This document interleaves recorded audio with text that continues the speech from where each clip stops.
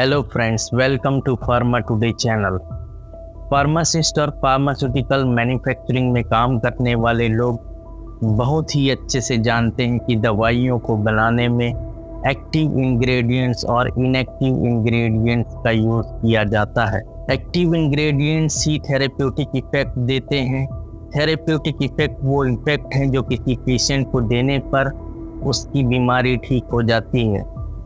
और inactive ingredient, जैसा कि इसके नाम से ही पता चलता है कि इनका कोई थेरेप्यूटिक इफेक्ट नहीं होता, तो क्या ये इनएक्टिव इंग्रेडिएंट किसी दवा की इफेक्टिवनेस को घटा या बढ़ा नहीं सकते हैं? तो इसे समझने के लिए हम हिस्ट्री में पीछे चलते हैं और जानते हैं कि एक ऐसी घटना के बारे में जो इसी से रिलेटेड है। इसके पहले आप सभी से रिक्वेस्ट है कि हमारे इस वीडियो को लाइक कर दें, चैनल को सब्सक्राइब कर दें और कुछ सुझाव देना चाहते हैं तो कमेंट करें और ज़्यादा से ज़्यादा इस वीडियो को शेयर करें।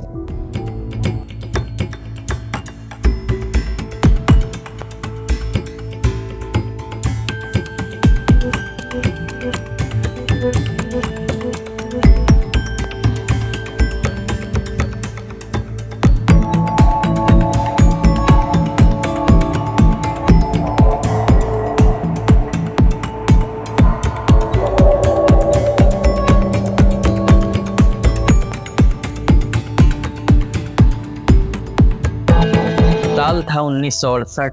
ये बात है ऑस्ट्रेलिया की, जहां अचानक से मिर्गी या एपिलेप्सी में इस्तेमाल होने वाली दवा को लेने वाले मरीजों पर इस दवा की टॉक्सिसिटी या दुष्प्रभाव बढ़ने लगी। जबकि ये दवा एक ही कंपनी ने बनाई थी, एक ही ब्रांड की, इसमें इस्तेमाल होने वाला इंग्रेडिएंट भी एक ही था। ये एक्टिव इंग्रेडिएंट फेनिटोइन था। फेनिटाइन को 1908 में सिंथेसिस किया गया था, लेकिन मिर्गी के लिए इसका इस्तेमाल 1938 से किया जा रहा है।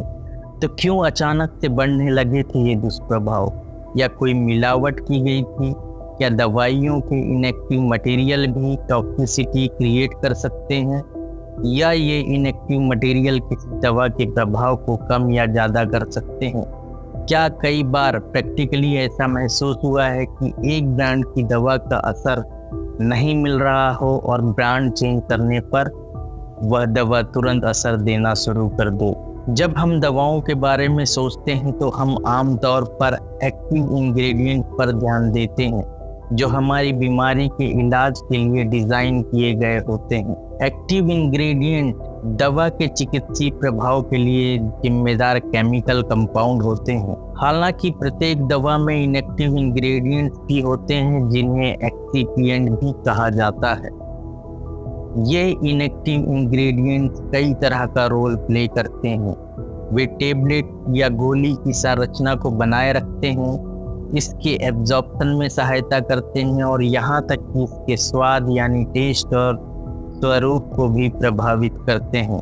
लेकिन यहाँ एक बड़ी बात भी है, और वो बात ये है कि जितना हम इन इनएक्टिव मटेरियल के बारे में समझते हैं वो इससे कहीं ज़्यादा दवाइयों को प्रभावित कर सकते हैं। ये इनएक्टिव इंग्रेडिएंट सीधे सीधे फार्माकोकाइनेटिक्स को प्रभावित कर सकते हैं। फार्माकोकाइनेटिक्स के पैरामीटर में बायो अवेलेबिलिटी भी एक बहुत ही इम्पोर्टेंट पैरामीटर है जो कहीं ना कहीं इनएक्टिव इंग्रेडिएंट से प्रभावित हो सकती है। बायो अवेलेबिलिटी को आसान भाषा में अगर समझें तो इसका मतलब होता है कि बायोलॉजिकल सिस्टम में किसी सब्सटेंस या ड्रग को अवेलेबल या उपलब्ध करवाना।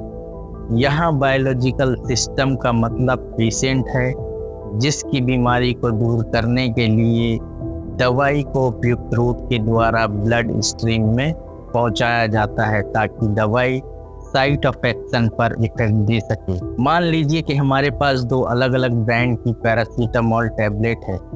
इस टैबलेट को दो अलग अलग मैन्युफैक्चरर ने अपनी मैन्युफैक्चरिंग साइट पर बनाया है। क्योंकि इसमें एक्टिव मटेरियल तो पैरासीटामोल है, पर दोनों मैन्युफैक्चरर के पास उपलब्ध फैसिलिटी, बनाने की प्रोसीजर, टैबलेट कंप्रेशन फोर्स में डिफरेंस है। उपयोग में लाए गए उपकरण और इनेक्टिव मटेरियल, खासतौर पर इनेक्टिव मटेरियल जिन्हें हम एक्सिपिएंट कहते हैं, जैसे टेबलेट और कैप्सूल में उपयोग में लाए जाने वाले डाइल्यूएंट, बाइंडर्स, लुब्रिकेंट्स अलग अलग यूज किए जाते हैं। टेबलेट को ओरल रूट से लेने पर यह सभी फैक्टर डिसइंटीग्रेशन और डिसोल्यूशन प्रोसेस को इफेक्ट कर सकते हैं, जबकि ड्रग का rate of absorption, blood concentration, disintegration और डिसोल्यूशन प्रोसेस पर निर्भर करता है। अब हम फिर से हिस्ट्री की तरफ लौटते हैं और इसको और बेहतर ढंग से समझते हैं। बायो अवेलेबिलिटी शब्द का उपयोग पहली बार 1968 में ऑस्ट्रेलिया में इसी फेनिटोइन टॉक्सिसिटी के लिए किया गया था।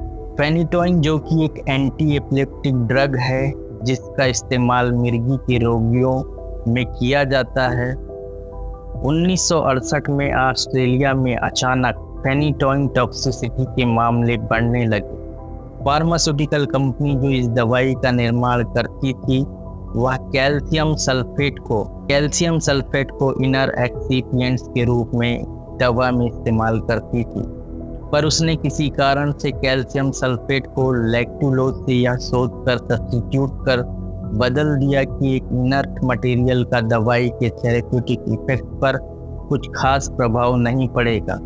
लेकिन इस दवा जिसमें कैल्शियम सल्फेट थी की जगह लैक्टुलोज का इस्तेमाल किया, जिसने ब्लड में फेनिटोइन के कंसंट्रेशन को बहुत ज़्यादा बढ़ा दिया, जिससे ब्लड कंसंट्रेशन 30 माइक्रोग्राम पर ml तक पहुंच गया, जो फेनिटोइन टॉक्सिसिटी का कारण बना। फेनिटोइन के एग्जाम्पल से हमें यह पता चला कि ड्रग की रेट और एक्सटेंट किस तरह से इनर्ट एक्सिपिएंट्स को किसी दूसरे एक्सिपिएंट से सब्स्टिट्यूट करने पर वह प्रभावित हो सकता है। इस एग्जाम्पल से हमें साफ पता चलता है कि किसी मेडिसिन की थेरेप्यूटिक एक्टिविटी के लिए किस तरह से ये इनेक्टिव इंग्रेडिएंट अपना रोल प्ले करते हैं। इन इनेक्टिव इंग्रेडिएंट का अपना कोई थेरेप्यूटिक इफेक्ट तो नहीं होता, पर यह एक्टिव इंग्रेडिएंट की एक्टिविटी को घटा या बढ़ा सकते हैं। इसके अलावा कई इनेक्टिव इंग्रेडिएंट जैसे लैक्टुलोज, पीनट ऑयल, ग्लूटीन और केमिकल डाइज किसी मेडिसिन में अगर इस्तेमाल में लाए गए हैं तो यह एलर्जी का कारण भी बन सकते हैं। दुनिया की 75% आबादी में लैक्टुलोज इंटॉलरेंस पाया जाता है। इसका मतलब यह हुआ कि यह दुनिया की 75% पॉपुलेशन में टॉक्सिक इफेक्ट प्रोड्यूस कर सकते हैं। तो ये था आज का वीडियो। पूरा देखने के लिए आपका बहुत बहुत धन्यवाद।